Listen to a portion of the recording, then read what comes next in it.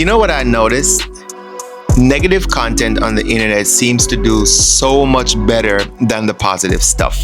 You know, when people are posting stuff that is low vibrational, immoral, unethical, dramatic, ghetto, etc., that kind of stuff seems to do so well. Like, it seems to get, when I say do well, it gets pushed out, right? It reaches more people and it gets more interactions and more shares, likes, comments, etc. But the positive stuff, kind of like my channel and the things that I talk about, which is mental well-being for men, that sort of stuff to me seems to it just seems to be a slow grind. And, for people like myself and other content creators, or, YouTubers that creates positive content, I would like to speak to you directly and just give you a word of encouragement. Hey guys, welcome back to the Anchor Show. My name is Andrew, and today I'm going to be looking at why negative content online seems to do so much better than the positive stuff, than the good stuff, the inspirational stuff. All right. So if you're a content creator, if you are a life coach, anything that you're doing in the internet space that is about positivity, whether it's about spirituality, mental health, mental well-being, whatever it is, anything that is considered like positive, uplifting, inspirational content, you might notice that the growth and the reach seems to be a lot slower and a lot less than things that are, I guess you could say, fall under the category of negative content. And I know personally that can be discouraging, for people who are trying to create a community. You're trying to create a space where people can lean on you, people can come to your channel or, watch your content and be inspired and uplifted.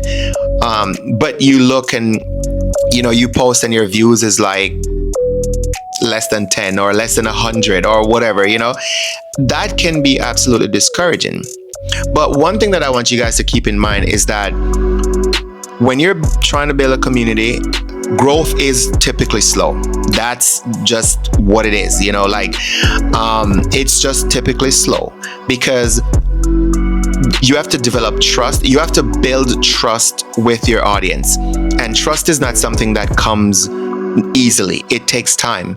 For content that we would consider to be ghetto or negative, that sort of stuff is entertaining.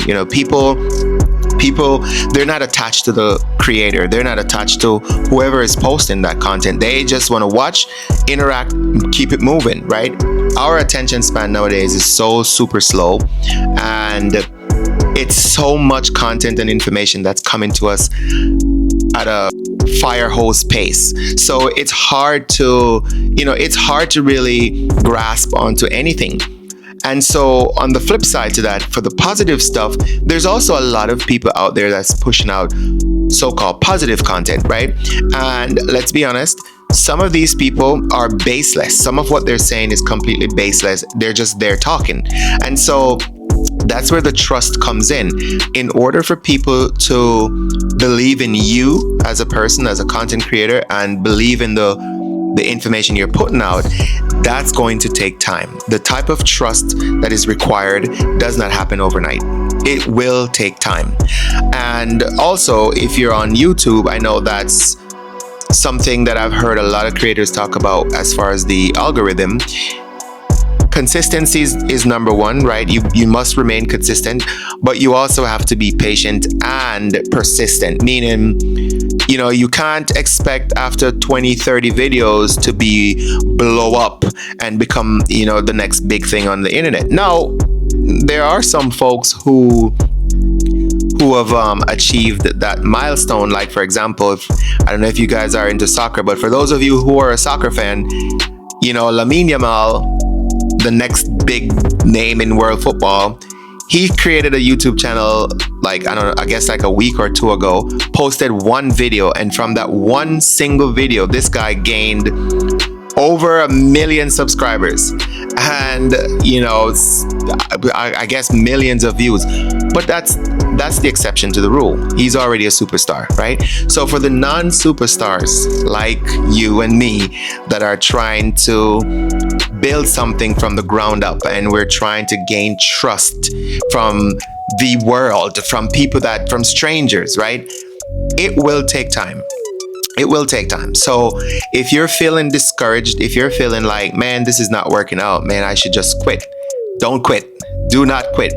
Now, one thing that you can do, and you should do, this is, any expert will tell you this, is revise your plan if necessary, right? Take a look at what you're doing. What is your approach? How consistent are you? Like for me, for example, I post twice per week, every Tuesday and Fridays at 4:44 p.m. on the dot, right? Never failed since I started. That's my schedule that I have committed myself to maintaining. So take a look at that. Are you being consistent? Did you post this week but didn't post the week before? Also, take a look at your content, right? I'm pretty sure that some of them performed better than others. So take a look at that. Look at your thumbnail. Look at the topics. See, maybe, try to get an understanding of why do people, interact with this particular content more. And even with all of that being said, right? Let's say you revised your plan. You refine it a little bit or a lot, but it's just still not working out, right? I would say keep going, right? The biggest YouTubers, most of them, they'll tell you it took them years, right? Many, many years before they became successful on YouTube. And so if you're just starting out, or if you've been in the game for, maybe a year, maybe you've hit the 1 year mark, but things still aren't going as you expect them to go, redefine your plan, take a look at it, but keep going, because you just never know. That very next video might be the one that makes the difference. There's this one guy, he's from Ghana, and he does travel. He travels the world and just basically document his trips. And I was just watching one of his videos, and he was just talking about how when he started out, he was homeless. And it's just an incredible story to see him go from what he described as being homeless to now being successful and well recognized all over the world for his content. So if that's not motivating or inspiring, I really don't know what else is. You have to stay consistent. That's the message I'm telling you, is the same thing I'm telling myself, because again, I've only been doing this now for about 4 months, and I've been very consistent at it. There are times when I really didn't feel like making a video for whatever reason, but I remained committed, because I made that commitment to myself that no matter what, I am going to show up and I'm going to deliver. And I kept doing that, I kept doing it. Now, this is the holiday season. Children are out of school. Things are a little bit different than other times, but there's no excuses. I'm not making any excuses. I'm continuing my commitment to bring you inspirational, positive, motivational content that you can apply to your daily life and hopefully make a positive impact on your life, right? So consistency is key. Persistency is key. You never know, the next video might be the big one. So don't quit, don't stop. And if you can afford to pay for help, like consultation from like experts, I know vidIQ, these guys are pretty good at what they do. If you are able to pay for these services, then by all means. I know I'm talking about the internet and content creators. However, I must also say that for every single guy out there right now, doesn't matter what it is that you're doing, if the results does not seem to match your effort that you're putting in, the same applies. The same rule applies. reassess what you're doing, look at your approach, see if there's anything that you can change, right? Remember the saying that says, if you keep doing the same thing, getting the same result, but expecting another result, that's considered insanity, right? So look at what you're doing, look at your approach, look at your method, look at what you're doing, look at your competitors, see if there's anything that you can change or improve that would potentially change your outcomes, right? But we're not quitting, we're not giving up.